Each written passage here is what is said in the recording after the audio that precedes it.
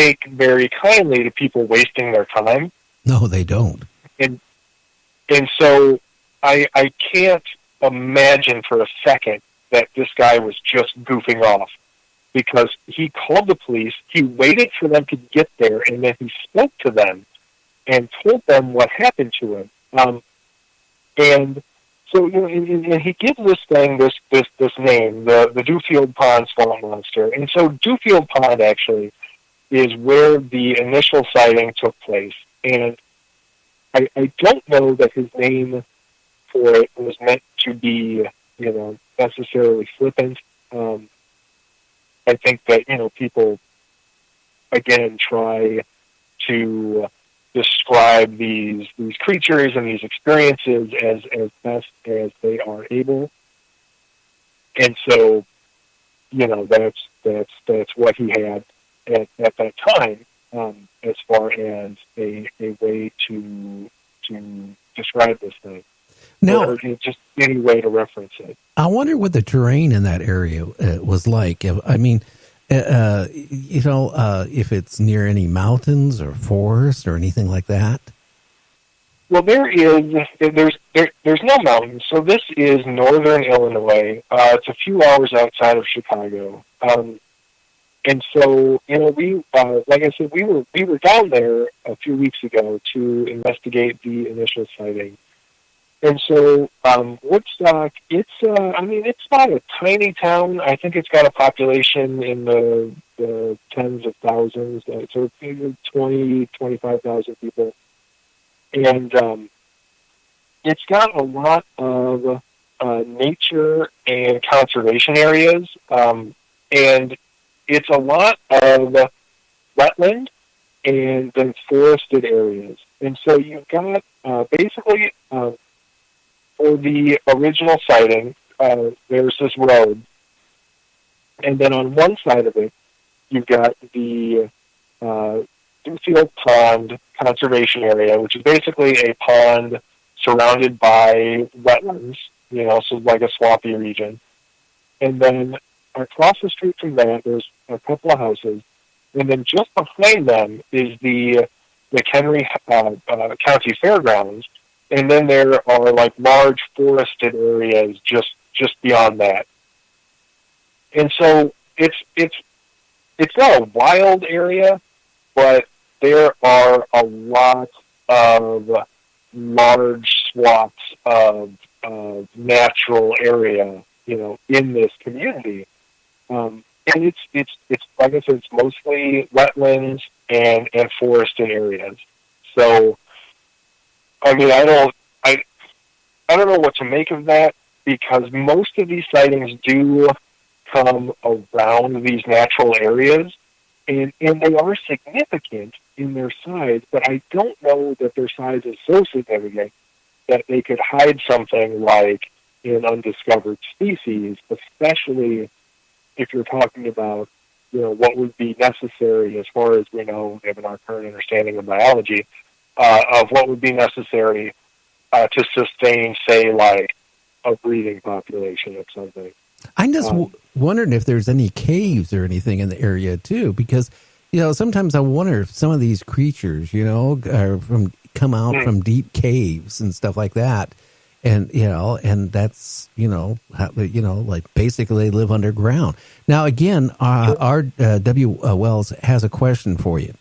My question for Tobias is, has he personally ever encountered a Mothman or a Bigfoot? If so, what was his reaction? I have not. No, my only paranormal experiences have been with, I think, what most people would describe as like shadow people. So no, I haven't. I would love to. On one of our investigations, actually, and we actually were just out on a Bigfoot investigation with our friend, the investigator Jay Bachochin, not that long ago, and that was a very interesting experience. And so, actually, on that investigation, we were out in the southern Kettle Moraine State Forest here in Wisconsin, and so Jay goes out there all the time. and he's had some pretty wild experiences, and so we finally had an opportunity to go out and go around in this forest with him and try to experience whatever there is to experience, and I didn't see any Bigfoot, but I heard some unusual knocking sounds, like trees being knocked on. Yeah, it sounded like something had just taken like a branch or something and whacked it against a tree, basically. I mean, I didn't see that happen, but I that's what it sounded like. And there was this really distinct sort of rotten garbage smell. Oh, that means something was close by to you. Well, and the weird thing about this smell, Gary, was it followed us around. We would move, and the smell would go away, but then it would come back, and there was no wind. I checked the weather data just to make sure that, maybe there was some wind, but, I wasn't noticing it or something, or I couldn't feel it, or there was some air currents I wasn't aware of.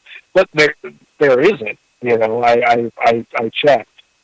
Well, yeah. So it was the weirdest thing. I told you about my encounter up in the Canadian Rockies, but when we were getting back into the car, running to get back in the car, one thing I noticed, the smell, it was so, and again, this was the beginning of June. There was still snow, on the side of the roads up there yet.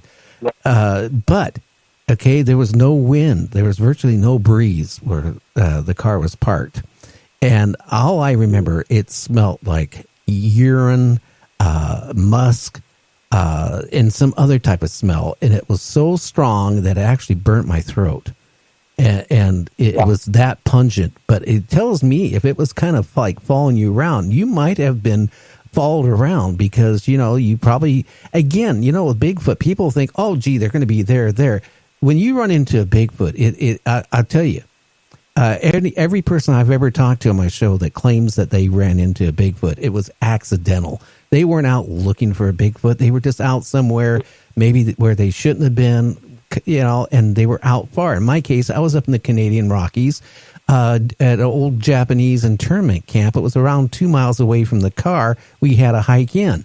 And we weren't looking for anything like that. We were just looking to take pictures of the old silver mine that was in the prisoner camp and any old buildings and the cemetery was there. And I tell you, I wish I never saw what I saw. And, I have not been in the woods since then. And I was an avid camper since I was a little kid. We went camping, a couple of weeks every summer with my parents. I had 8 children. We used to go camping all the time. My wife was upset with me because, I went out and I bought a big diesel RV. And I went to one of these, like little lakes, where you could park your RV. That was my idea of camping after that. Never been into a forest since then. Right.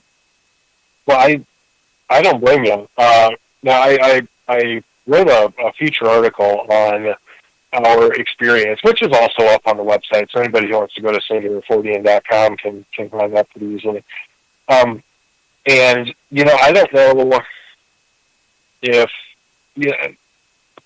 I'm just sort of used to it, because, there was a point in my life, and I don't know when the exact moment was, but when I just kind of stopped being frightened on, sort of an existential level by the paranormal. I get startled because that's an involuntary sort of reaction. You can't help that; it's like a reflex. But I just stopped. It's like I was just all scared out, and so I didn't feel any fear when we were in Kettle Moraine. Now, I know Emily was extremely unnerved by everything happening.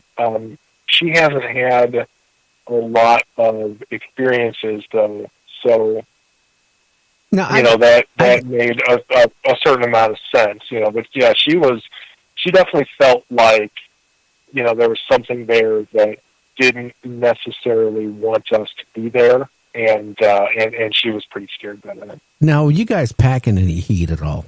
Tell me you had some type of protection. Well, when I go on investigations, now, Wisconsin is a concealed carry state, and we find ourselves out at night in some remote location, and I've never been scared of necessarily any supernatural thing we might run into, but human beings are terrifying, especially if you're out late at night in some isolated areas. So, yeah, I mean, I'm usually armed, because I have my concealed carry license. Well, the reason why I say that, because I had a guest one time on my show that, goes out or did go out Bigfoot hunting but didn't believe in carrying a weapon of any kind, and going deep out in the woods and only carrying like maybe a 6-inch knife. And I tell you, there's more things than Bigfoot to worry about. You got, depending on where you live, you got cougar, you got mountain lions, you got bears, I mean, sure. What scared me is when we were out there, because again, we were American citizens. We were up in Canada. We couldn't bring any weapons. We were dumb. Mm-hmm. We didn't even have bear spray or anything. And here we were out about 2 miles away from a dead-end logging road or a whatever access road, and we had to walk in. And I didn't think anything of it. And then after the experience I had, it scared us. And then when we drove the 15 miles or whatever it was to that little gas station store, and we went in there, and the owner of the store knew that we were totally shook up because we were, totally out of it. And we told him we saw a Bigfoot, and he said, yes, there have been a lot of sightings of Bigfoot. But then he warned us. He said a week before that, a man and his wife were out in that area, hiking and doing their thing. And I guess the wife got hurt. He went to get help. By the time they got, the people back to help his wife, she was half eaten by a bear. I mean, oh my God. And you think about that. I mean, you're out there, and if you don't have any bear spray or any type of protection, you're crazy because, and you need to have more than a cell phone. You need to have a satellite phone or something, what do you call these devices? If you get lost, you can turn it on. They can, send out somebody, to rescue you. I'm trying to think GPS? GPS. You need that because you don't know. You could fall off a cliff. You could, and you're going to die when you're out in those places. And people don't think about that. Now, when you were out in these woods with a guy, did you see any signs of wood being stacked up like a shelter or of any footprints or anything other than the banging noise, which is quite typical of Bigfoot?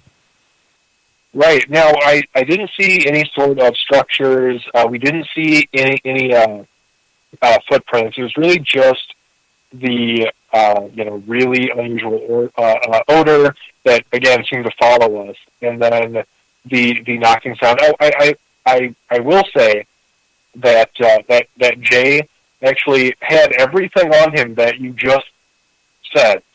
So he because he points it out too. He's like, oh, hey, just so you know, you don't have to worry about this stuff because this is what I always bring out with me. And so he's got his bear mace, and he's got his GPS stuff. Because the fact is, you're absolutely right, Gary. If you go too far off the trail in these woods, now these are kettle moraines. So basically, what a moraine is for anybody who doesn't know is however long ago, glaciers came through this area and they moved all the land around. And so, all of these, kind of weird hills and valleys and stuff were formed by these glaciers, and so they're called moraines. And if you get too far off one of these trails and you're not paying attention and you fall down one of these things, it might be your grandchildren's grandchildren finding your body eventually, or whatever's left of it. Yeah, or whatever's left of that's the bad part. Yeah, I mean, you definitely need to be aware of not just your surroundings, but just take basic precautions, So, yes, some GPS, never go out alone, stuff like that. But back to the actual weirdness. So, yeah, we didn't see any structures. We weren't lucky enough to see any footprints that time. Although I will say it would have been a good time for it because we're actually out there in like mid-February.